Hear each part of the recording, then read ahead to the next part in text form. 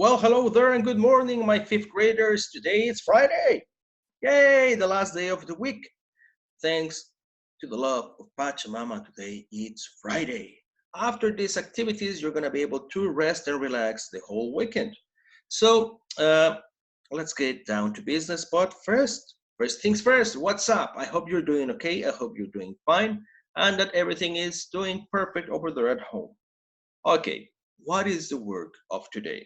Today we're going to be working with phonology comprehension about the reading that we did before of the Western Hemisphere. And then we're going to be working with global citizenship. Okay, so let's get down to business. Let me share my screen with you so you can see what we're going to be working with. Give me just one moment. And there we go. Perfect. Um, Phonology comprehension. Um, the work that we're going to do are for pages 15 and 16. This is going to be part of the work of today.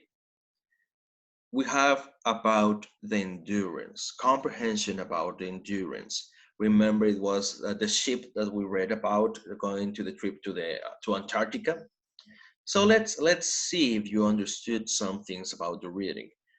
If you don't remember some details, you can always go back to the reading and read it again. It won't take you more than 5 minutes to do it. So I suggest you do it in case that you don't remember some information. Now, in here it says, when the Endurance became stuck in the ice, the navigator described the ship as being like an almond in a piece of toffee. Think of a creative way to describe the situations listed below. Okay, here, kids, this is called analogy. Analogy is when you have something and you want to say that something in a different way using your imagination, being more creative. Okay, so for example, the situation in here, you have three situations. They already did the first one for you. The situation was the ship was stuck in the ice. Okay, that is the first one. Using analogy, saying it in a creative way. They're using it like an almond in a piece of toffee. Okay, so you need to use your imagination. You need to think in a creative way. And then, how would you say the weather was cold and dark? How would you describe it? Use your imagination. Okay, they said here like an almond in a piece of toffee. How would be the weather was cold and dark? Like what? Like like being in an igloo? I don't know. Something like that. You need to use your imagination, your creativity to describe the situation in another way, in a creative way. Okay, you have to only do two of them. Now, the other part of the work, it's this one, and it says Ernest Shackleton named his ship the Endurance to make sure his crew was ready for the top journey, sorry about that, for the top journey to Antarctica. If you were the captain of a ship, what would you name it and why? Imagine you have a ship, you're the captain of the ship. Every ship needs a name, every. So what would you name your ship? Oh, I think I would name my ship, I don't know, maybe Chimichanga, let's suppose. Why Chimichanga? Okay, the reason, because we are a ship that delivers food from one place to another, and everyone here in the ship loves chimichangas. Okay, that's not the actual way you should be doing it, but it's an example. Okay, so you have to write the name of your ship and the reason why. And then in here, even though the crew of the Endurance didn't make it to Antarctica, many people still consider their journey to be one of the greatest ever, which is true. Do you agree? Why or why not? Do you think that the fact of not arriving precisely to Antarctica makes this journey less important or more important? I mean, for being that time, 1914, I think that was extremely important and something that not everyone would be able to do in that time. Now, in this modern time, it would be possible, of course, yes.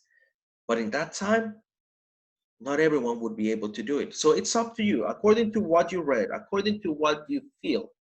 Do you agree or not that it was, and it is still considered one of the greatest journey ever? Okay, up to you. You have to write it in here, your idea. Then let's go to the next page, page 17. Enrich visible thinking, creative thinking, finding new solutions. Here, they're going to give you some situations, some problems, like the ones that the crew of the Endurance faced during their journey. Here, you're going to be able to see what situations they're giving you. They're giving you the first situation. It's freezing, extremely cold, and I don't have warm clothes. What can you do? You have to use your imagination and write four different things you can do to solve this situation. You can what? Hunt animals and get their skin to make clothes? Could be. You need to think of 4 ways to solve this situation. And then the other situation that you have here, it says, sorry again for that. I've been traveling for months and I miss my family. Wow, that one is difficult because I mean, who wouldn't miss their family for being when you're being away for months? So what can you do? Maybe take a photo of your family with you and then you can look at it and be like, okay, I'm doing this for them because otherwise, I don't know, something like that. Okay. The point is, you need to think of 4 different ways to solve that situation too. How would you not miss your family? What would you do? Maybe you wouldn't make snowmen, put clothes on them, and talk to them like if they were your family. Who knows? That's another idea. But that's it. I'm not going to give you more. Otherwise, I'm going to give you all the answers. You have to do it, not me. So that's a work for phonology. Now let's go to global citizenship. There are pages 106 and 107. Let's get down to business. Voila. It says here, draw. Draw, not write, draw. Draw 3 types of land or water you may see in the Western Hemisphere. Like I said in the beginning, this is about the reading that you did of the Western Hemisphere. If you don't remember it, you have to go back on it and read it again so you can get the answers. You have to draw 3 types of land or water you may see in the Western Hemisphere. Label your pictures. When they say label, it means write what you drew. Okay, I don't know, North America. Boom, you draw North America and you write there North America. Okay, so this is North America. Good. Okay, so you have to draw 3 types of land or water you may see in the Western Hemisphere and put the name of it. Then here it says read each sentence and circle. Not put in a square, not cross out, not ticking, circle. Circle true or false. And you have 6 different sentences. How are you going to know the answers? Again, the reading. So please go back to the reading and check it. Good? Okay, let's continue with page 107. Here you're going to be using mathematics. Don't worry, it's simple and basic mathematics. All of them, well, most of them are additions and subtractions. That's it. Read about the types of plants and animals in the Amazon rainforest. The Amazon rainforest is in South America. There are a lot of plants and animals that call the Amazon rainforest home. Look at the table below. Remember that not so long ago, I told you about the news that the Amazon was on fire. And well, it's still being destroyed by the many companies that are cutting down woods and all that stuff, destroying this beautiful place for animals and plants. And also, remember that I told you, this is the lungs of planet Earth. If the Amazon rainforest disappears, there's going to be a lot of contamination and a lot of problems for us and for the animals. So we need to make sure that this doesn't happen. Okay, but let's read about this right now. It says living things and number of types. You have plants, birds, reptiles, amphibians, and fish. And how many approximately of them are there in the Amazon rainforest? Okay, having this information in mind, you need to solve the following problems. Only 4 problems, it's not that much. How many more types of plants are there in the Amazon rainforest than types of reptiles? You need to do mathematics, basic operations to know the difference between the types of plants and the types of reptiles. Then, which is greater? Circle your answer. Types of fish, types of birds, reptiles, and amphibians. Which one has more? Okay. How many total types of living things are there in the Amazon rainforest? Of all of them, what is the total of all of them?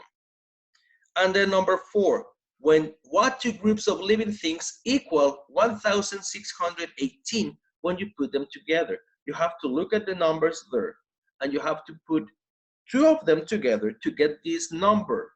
And then you have to write, oh, fish and reptiles. Okay, if you put fish and reptiles together, you get 1,618. That's an example, it's not the answer, okay? So that's what you have to do. As you can see, the work of today is quite simple, quite easy. It's not that complicated. It's all about the readings that we did before, except this exercise, okay? Other than that, it's not gonna be a problem. Now, my kids, that's all the work for today. I hope and wish you have a beautiful weekend, that you enjoy it a lot. Please make sure to send your work. Don't worry about it. You know, I always check it even if you send it after 2 p.m. Okay, so please send your work and I'll see you on Monday. That's all for today. Love you. Bye-bye.